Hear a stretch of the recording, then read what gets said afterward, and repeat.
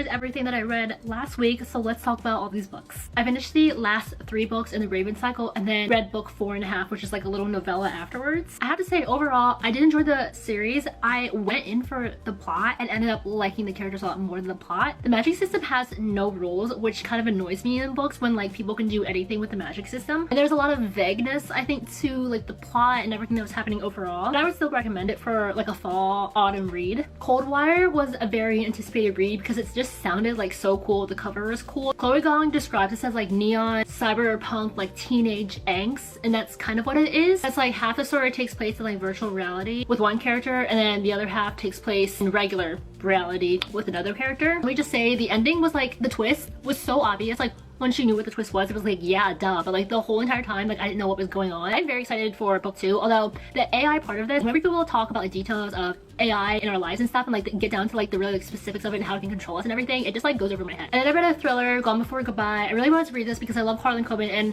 Reese Witherspoon. Like I like both of like their books. This is just okay. Harlan Coben sometimes writes like really outlandish thriller. This one just wasn't quite my favorite, but it was very twisty. And I read Bonds of Hercules. I hated Blood of Hercules. So I was like, why am I even listening / reading this? And it was terrible. I literally could read a full novella of Poco the raccoon. I'll read a whole novella for him. Don't care about the actual characters of the series. I want to know why there's a scene where the main character and like one of her love interests is like fighting over a graphic calculator, screaming, "Dear Diary." I literally can't get behind the writing of this series. I read Arrow of Fortune, but this was a arc read, the 3rd book in the Raiders of Arcana. This is like the Mummy / like National Treasure / like the Lost City, like I don't know, like adventure vibes in like different countries like India and Egypt and China. It's fun, but there's a lot of like ancient civilization history that's like fake though. Like it's fantasy that I like literally don't care about, even if it was like real. It just kind of bores me. Characters are like cute, but the stakes just don't feel that high. Like it's more leaning towards like cozy mystery action adventure. I'd rather see on screen than like read it. I read